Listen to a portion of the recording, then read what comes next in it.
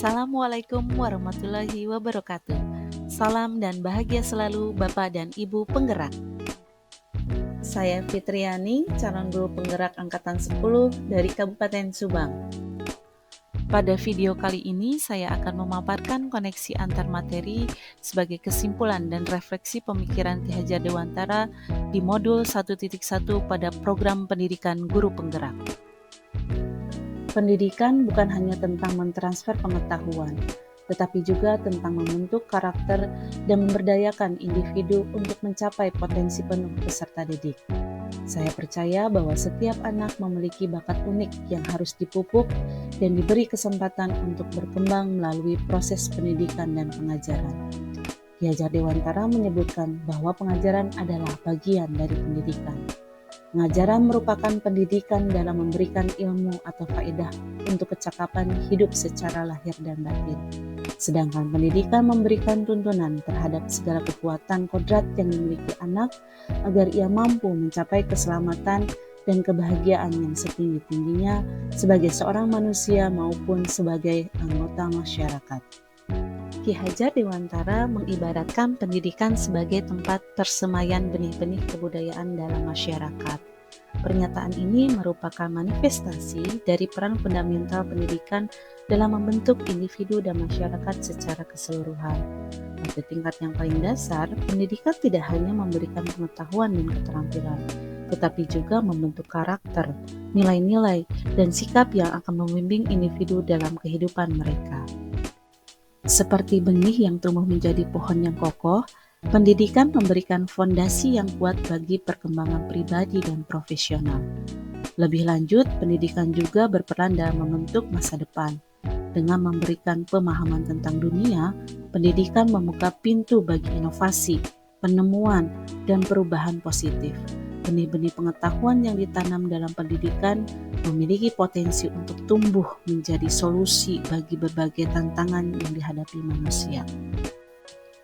Namun, seperti halnya tanaman yang membutuhkan perawatan dan perhatian, pendidikan juga memerlukan investasi yang berkelanjutan. Diperlukan sumber daya yang memadai, guru yang berkualitas, dan lingkungan belajar yang mendukung agar benih-benih ini dapat tumbuh dengan baik. Serta pendidikan harus inklusif, yaitu pendidikan yang memberikan kesempatan yang sama bagi semua individu tanpa memandang latar belakang atau keadaan sosial ekonomi. Dengan menganggap pendidikan adalah investasi masa depan, pendidik harus mampu memberikan perhatian yang cukup dan memastikan tanah pendidikan tetap subur, sehingga kita dapat menghasilkan generasi yang tangguh, kreatif, dan berdaya saing di masa depan. Maka dapat kita simpulkan bahwa intisari pendidikan menurut Ki Hajar Dewantara adalah yang pertama sistem Among, kedua kesesuaian kodrat alam dan kodrat zaman, ketiga asas Trikon, keempat budi pekerti, kelima berpihak pada siswa, keenam merdeka lahir batin, ketujuh anak bukan tabula rasa, kedelapan pendidik adalah tukang kebun kehidupan.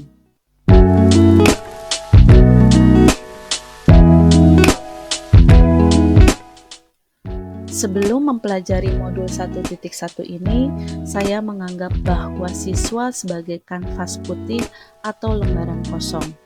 Mereka lahir dengan pikiran yang kosong dan belum terisi dengan pengalaman, pengetahuan, atau pemahaman apapun. Pengaruh lingkungan dan pengalamanlah yang akan membentuk individu. Tugas saya sebagai guru adalah untuk menggambar dan mewarnai kanvas kosong tersebut. Selanjutnya, saya beranggapan ketuntasan adalah prioritas utama. Tanpa mempertimbangkan anak maunya apa, anak inginnya bagaimana. Angka-angka menjadi hal penting tinimbang proses yang dilalui siswa dalam membentuk pemahamannya. Saya pun beranggapan bahwa guru adalah pemeran utama dalam proses pembelajaran. Guru harus menjadi pusat pembelajaran, paling punya kapasitas, dan selalu maha tahu. Salah satu bagian penting dalam pembelajaran yang luput saya lakukan adalah melakukan refleksi pembelajaran. Terkadang saya terlalu over percaya diri dengan meyakini bahwa anak-anak pasti akan pintar setelah belajar dengan saya tanpa melakukan refleksi. refleksi. Padahal, refleksi adalah proses penting yang memungkinkan setiap anak untuk menggali pengalaman belajar mereka, memahami apa yang telah mereka pelajari, dan merencanakan langkah-langkah untuk perkembangan di masa depan.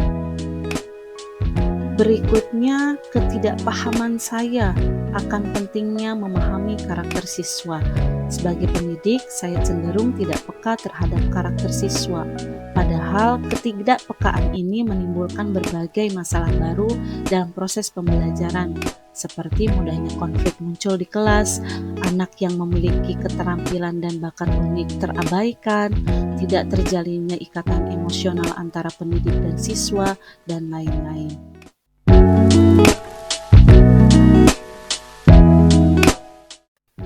Setelah mempelajari modul ini, saya memahami bahwa anak bukan tabula rasa yang lahir seperti kanvas kosong. Setiap anak pada dasarnya telah membawa sejumlah potensi atau kecenderungan bawaan yang membentuk dasar perkembangan mereka.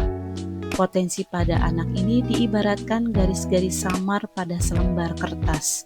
Tugas pendidik membantu menebalkan garis-garis tersebut sesuai dengan arah, minat, bakat, keunikan, dan potensi bawaan setiap anak.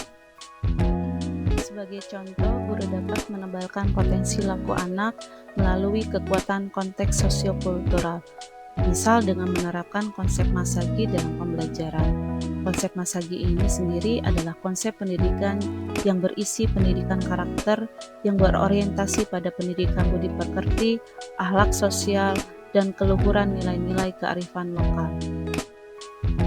Konsep Masagi ini teraktualisasi melalui 1. Niti Suri, yaitu belajar untuk merasakan. 2. Niti Harti, yaitu belajar untuk mengartikan. 3. Niti Bukti, yaitu belajar untuk melakukan. 4. Niti Bakti, yaitu belajar untuk bersama.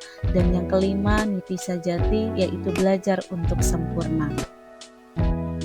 Berikutnya, saya kini memahami bahwa pusat pembelajaran adalah siswa. Siswa harus aktif karena mereka harus terlibat langsung dalam pembelajaran sehingga siswa dapat mengeksplorasi segala pengetahuan yang ada pada diri mereka masing-masing. Sementara guru berperan sebagai among atau pembimbing yang memberikan teladan. Pendidik harus menuntun, bukan menuntut, sehingga terjalinlah kolaborasi antara pendidik dan siswa.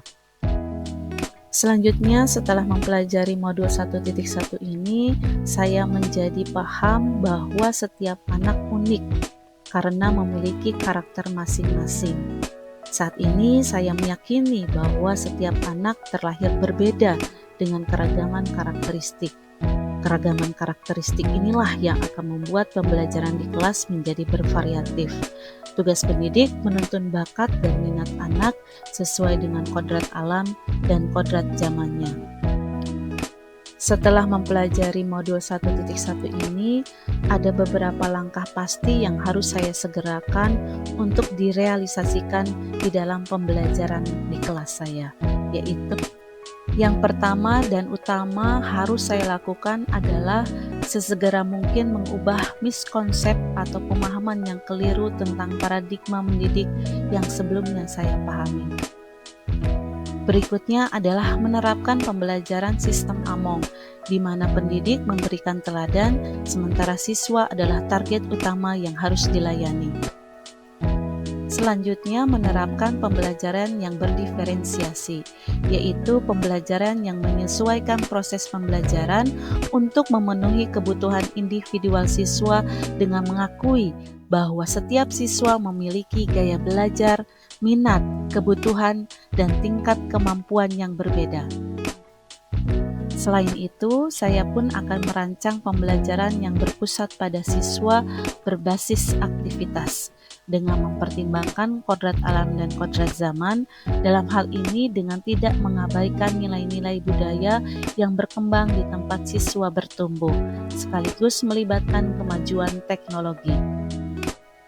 Selanjutnya, saya juga akan mencoba menerapkan konsep merdeka belajar dengan mengutamakan aspek budi pekerti, yaitu dengan mengolaborasikan olah cipta, olah rasa, olah karsa, dan olahraga dalam proses pembelajaran melalui keteladanan dan pembiasaan yang sejalan dengan pemikiran Ki Hajar Dewantara.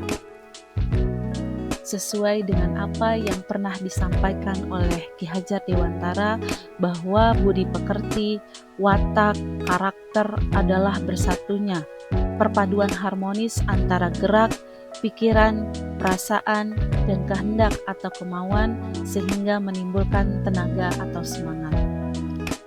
Yang terakhir dan tidak kalah penting adalah dengan mulai melibatkan peran orang tua dalam pembelajaran, karena pendidikan bukanlah tanggung jawab yang hanya ada di sekolah, tetapi juga melibatkan orang tua sebagai mitra yang penting dalam proses pembelajaran anak.